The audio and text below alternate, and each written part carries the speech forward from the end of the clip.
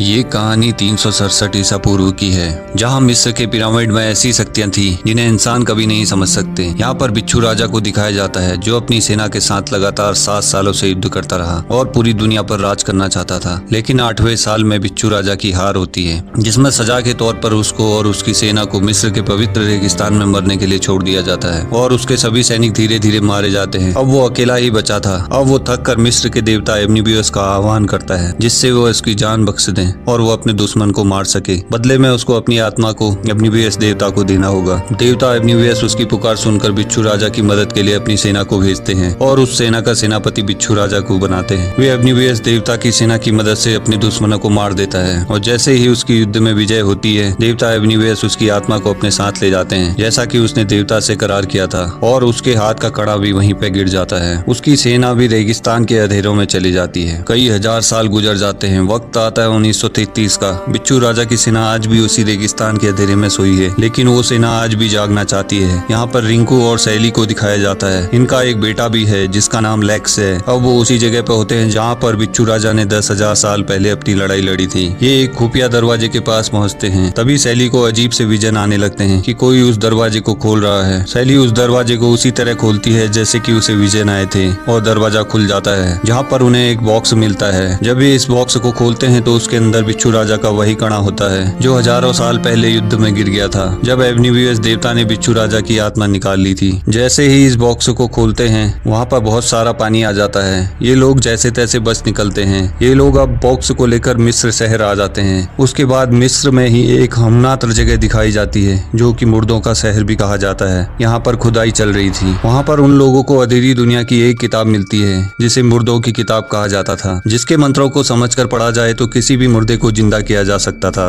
अब इन लोगों को पुरानी सदी की एक मम्मी बॉडी मिलती है, जिसे ये ढूंढ रहे थे। तभी वहाँ पर एक लड़की भी दिखाई जाती है, जिसका नाम कीरा था। ये इस मम्मी की मासूका थी, जिसका पुनर्जन्म हुआ था। इन लोगों को अब बिच्छू राजा के ब्रेसलेट की जरूरत थी, जिससे कि ये दुनिया पर राज कर सकें। तभी इनको पता लगता है कि वो ब्रेसलेट रिक के पास है। उसके बाद रिक का बेटा दिखाया जाता है, जो इस ब्रेसलेट को पहन लेता है। तभी ब्रेसलेट से एक लाइट निकलती है और उसे मिस्र के पिरामिड और रेगिस्तान दिखते हैं। लेक्स घबरा जाता है और उस ब्रेसलेट को अपनी कलाई से निकालना चाहता है, पर वो ब्रेसलेट इसकी कलाई से नहीं निकलता। वो अपनी मम्मी डैडी से डर कर इसको अपनी शर्ट से छुपा देता है। तभी यहाँ पर वही लोग आते हैं जो हमनात्र में खुदाई कर रहे थे, और ये लोग रिंकू की बीवी और ब्रेसलेट के बक्से को उठा के ले जाते हैं। तभी वहाँ पे बे आता है, जो राजा फेरोन का वंशज है, जो कि उस ब्रेसलेट को किसी के भी हाथ में नहीं लगने देना चाहता था। बे रिंकू को एक फोटो दिखाता है और बोलता है, जहाँ ये आदमी होगा वहीं तुम्हारी पत्नी और ब्रेसलेट भी होगा। तभी लेक्स बोलता है, मैं इसे जानता हूँ, ये म्यूजियम में काम करता है। इस पर बे बोलता है, किसी भी कीमत पर वह ब्रेसलेट उन लोगों के पास नहीं जाना चाहिए। तभी लेक्स इनको बताता है, चिंता मत करो, यह ब्रेसलेट मेरे हाथ पर है। बे रिंकू को बताता है कि तुम्हारे बेटे ने बिच्छू राजा के ब्रेसलेट को पहन लिया है और यह 7 दिनों में मर जाएगा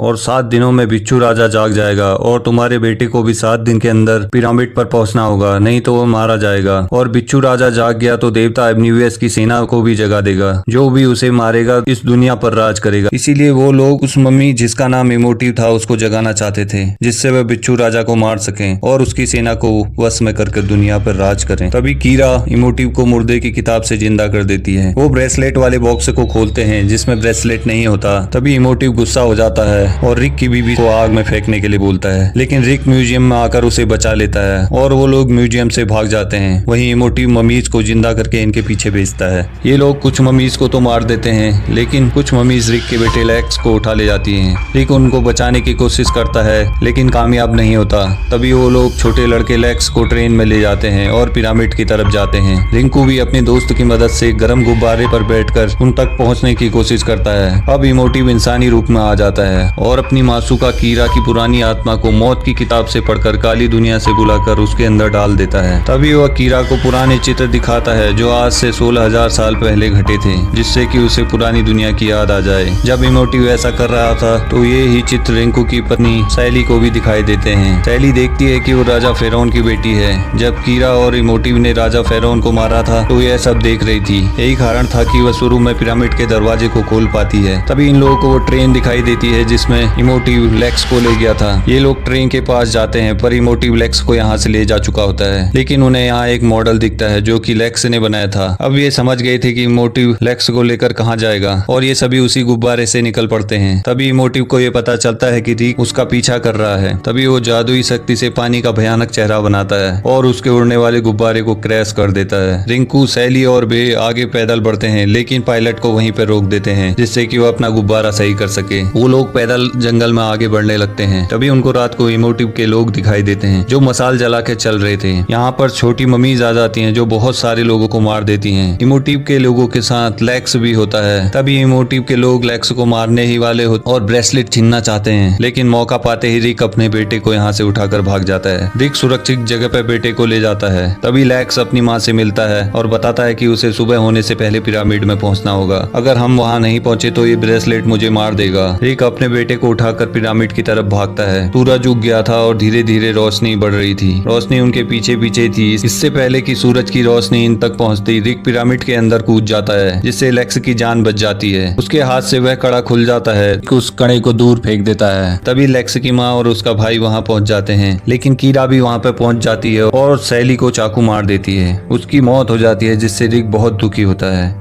वो पिरामिड के अंदर इमोटिव और कीरा को मारने के लिए चला जाता है। तभी इमोटिव को दिखाया जाता है जो कि पिरामिड के अंदर था। बिच्छू राजा जागने से पहले इमोटिव की सारी शक्ति खींच लेता है और अब वो आम इंसान था। इमोटिव का इरादा तो बिच्छू राजा को मारकर धरती पर राज करने का होता है। उसी समय इमोटिव के सेवक को ब्रेसलेट मिल जाता है। वो ब्रेसलेट अपने हाथ पे पहन के बिच्छू के बड़े निशान में अपने हाथ को डालता है। उसने ऐसा करके एबनीवेस की सेना को जगा दिया था। उधर बे रेगिस्तान में एबनीवेस की सेना से मुकाबले के लिए तैयार था। वो जानता था कि अगर सेना जाग गई तो पूरी दुनिया खत्म हो जाएगी। तभी लेक्स और उसका मामा बात करते हैं कि अगर हमें वो किताब मिल जाए जिससे मुर्दों को जिंदा किया जा सकता है तो हम सैली को भी जिंदा कर सकते हैं। इसीलिए वो पिरामिड के अंदर जाते हैं और कीरा से वह किताब बड़ी चालाकी से चुरा लाते हैं। लेक्स को पुरानी लिपि पढ़नी आती थी, इसीलिए उसने इस किताब को पढ़कर अपनी माँ सैली को जिंदा कर दिया और सैली और कीरा में लड़ाई होने लगती है। तभी इमोटिव को दिखाया जाता है जो कि बिच्छू राजा को जगा देता है, क्योंकि वह बिच्छू राजा को मारकर पूरी दुनिया पर राज करना चाहता था। तभी रिक आ जाता है और इमोटिव पर हमला कर देता है और तभी एक दरवाजा खुलता है जहाँ से बिच्छू राजा की एंट्री होती है। बिच्छू राजा अब पहले जैसा नहीं था।